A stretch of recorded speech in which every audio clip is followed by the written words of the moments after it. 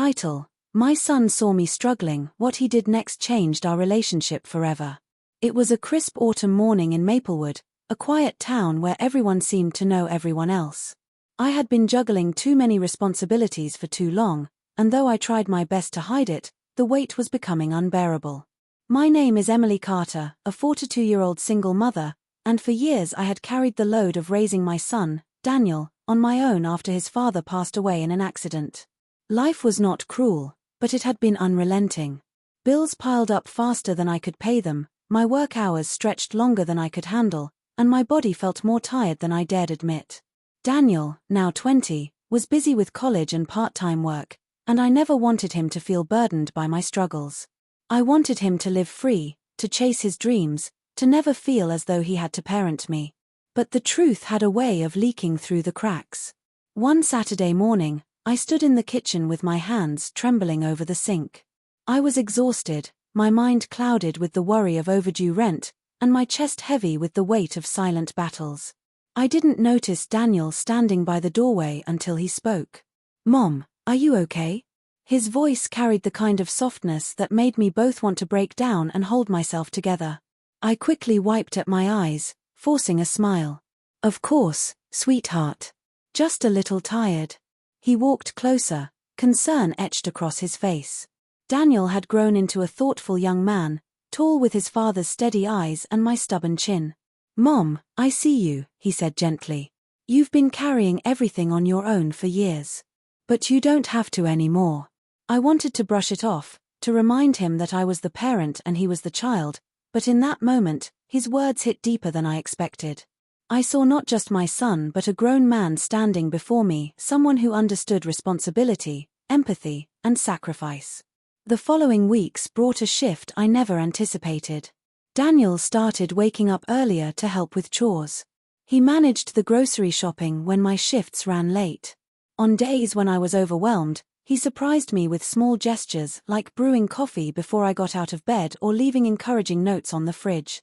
But it wasn't just his help around the house. It was the way he began stepping into life with me, as a partner in hope. One evening, as I sat on the couch staring blankly at a stack of bills, Daniel set down his textbooks and sat beside me. "Mom, let's go through them together," he said firmly. I protested. "No, Daniel, I don't want you worrying about this. It's my responsibility." But he shook his head.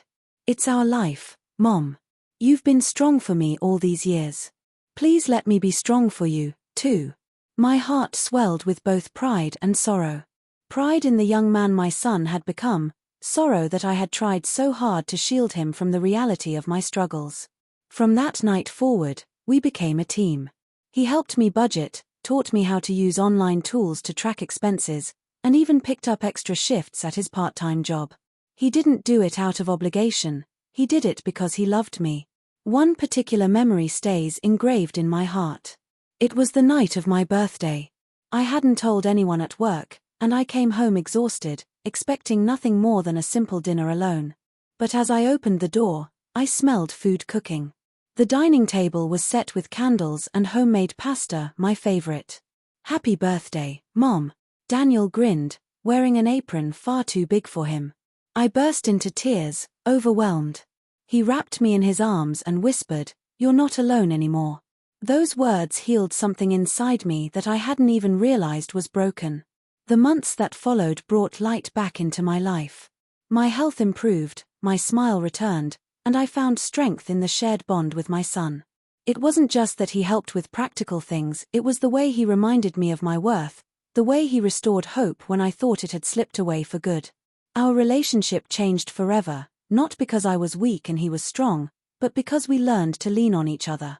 I learned that allowing someone to help me didn't make me less of a mother, it made me more human. And Daniel learned that love isn't just about receiving, it's about giving back when it matters most. Today, when I look at Daniel, I don't just see my child. I see my anchor, my companion, and my greatest gift. Life is still filled with challenges, but now, I no longer face them alone. Because my son saw me struggling, and what he did next changed everything.